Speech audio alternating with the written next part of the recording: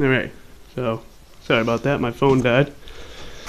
Where was I? I think I was talking about, yeah, I'm going to end up with a carburetor from a 17 horse overhead valve, which will bolt on with the correct manifold diddly. I did port this motor when I had it apart a little bit. Nothing crazy. It's got a cast iron bore. It is overhead valve piston, not piston, connecting rod in there, which is said to be better and like maybe take a little bit more abuse as a flathead. You know what I mean?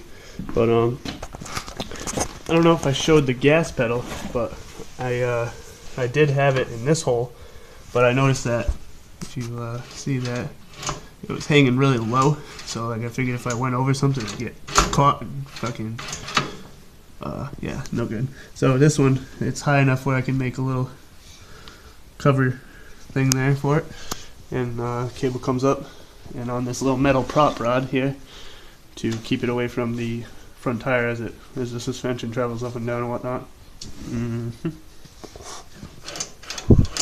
So you can see it is governed, kinda, but if you floor it, that thing is the governor is not going to overpower that spring because of the leverage on it. So full pedal, it is not governed, but if you can cruise around at a set RPM at like half pedal or whatever, so I can put a limiter on the pedal if I wanted to. So it could be I'll get full throttle, but it will govern at a certain speed, and I can adjust it from the pedal, which would be nice. I don't know if I showed the neutral.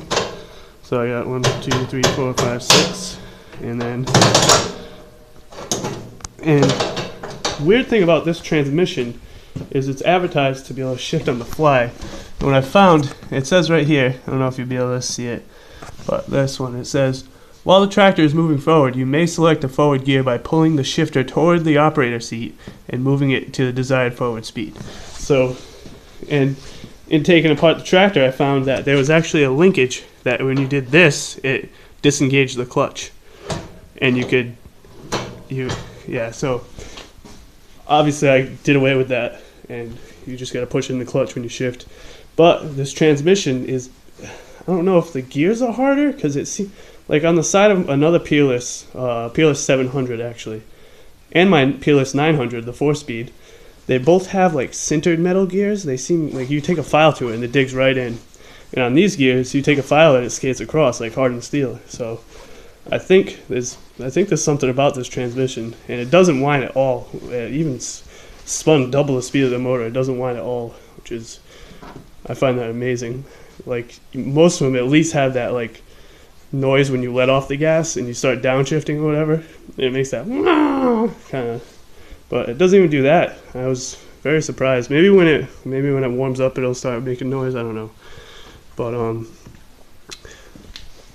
know if you can see the here's the what makes caster. So see how the tie rods aren't connected right there, and I moved it not even a foot backwards, and the wheels just turned into each other.